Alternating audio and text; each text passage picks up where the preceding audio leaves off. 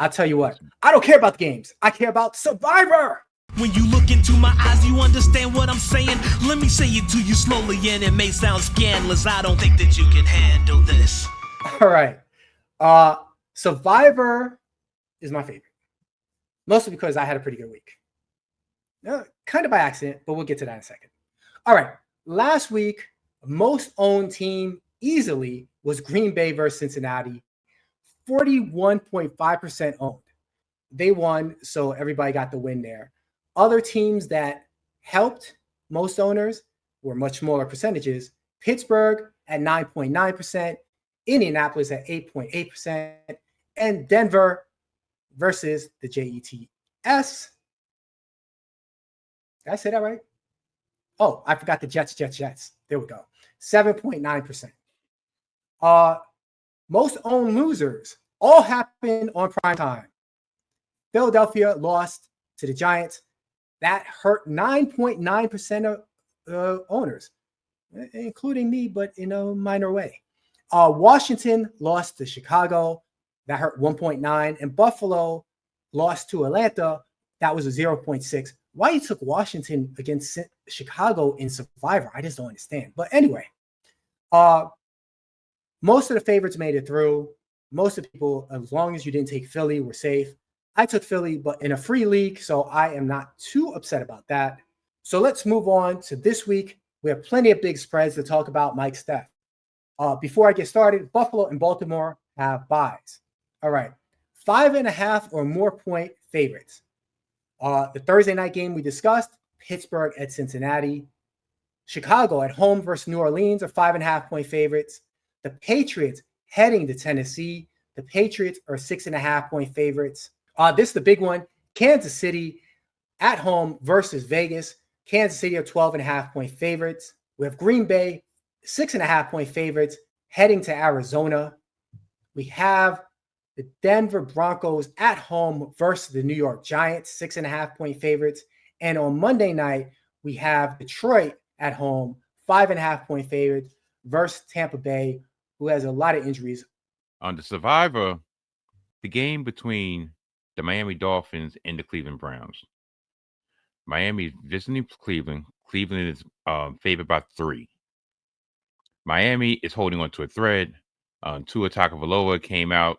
I'm not sure if it was before or after this past Sunday's game, and was talking about that they had players-only meetings, or they was holding player-only meetings, but some people have been blowing them off. Some people have been coming late, and so forth.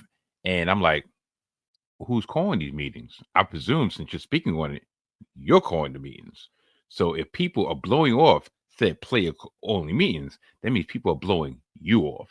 So maybe you shouldn't be so high and mighty and talk about, yeah, we're having player-only meetings and, people not showing up. I wouldn't say that. Right now, I really think they just need to.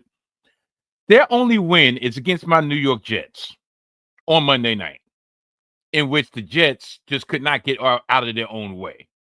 They should be 0-6 themselves, but they're not because they had the Jets on the schedule. So the Browns, on the other hand, one thing you can say is their defense is ferocious. If there was any time to try to sneak the Browns through a Survivor, this might be the time. All right, Mike Steph, you made some interesting plays there. Oh, before I get to that, look at the rules of your Survivor, because obviously we're playing, different people are playing different type of rules Survivor. I'm playing the simple way, one pick every week, you win, you keep going. Some people have picks that are going to double up soon. Some people are worried about the holiday games, and those are separate slates. Not the way my leagues work. My leagues work pretty simple. I'm just trying to pick a winner.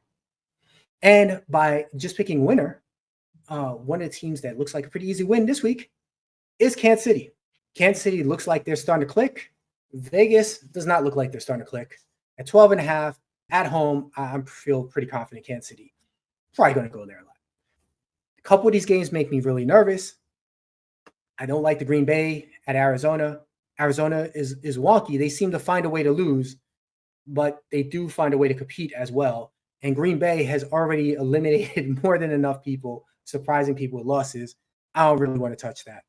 The Tampa Bay Detroit game, I see why Detroit is the big favorite. I still wouldn't touch that in Survivor.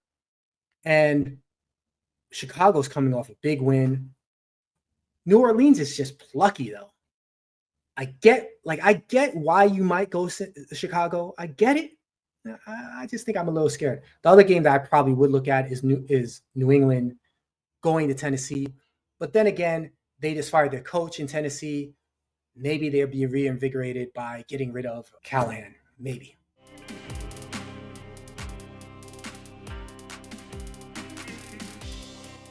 Welcome, everybody, to the Gimmick Infringement podcast. I am Brad Winchester. And I am Tyler McDowell Blanken. Join us every week on GI, where we talk about what happened in pop culture, our lives, and most importantly, professional wrestling.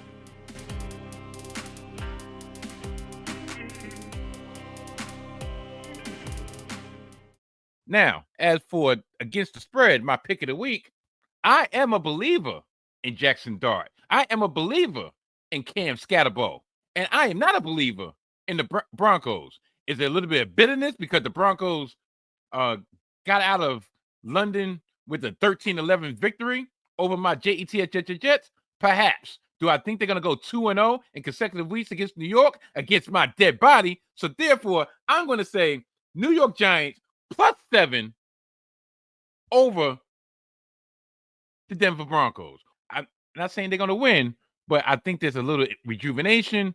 Just the energy that they brought to this team has rubbed off on the defense. And listen, the Jets ain't nothing to write home about defense, but Bo Nix wasn't lighting up the scoreboard. So pick of the week, Giants +7. Survivor-wise, Cleveland over the Miami Dolphins. This is a 19 Media Group presentation. Maybe not for the affluent, rich people, but maybe for the broke dudes. You know, we had a little free Survivor. We have nothing to lose. We could just throw Cleveland in there and see what we could get. I want this recorded. Yes. I want this recorded.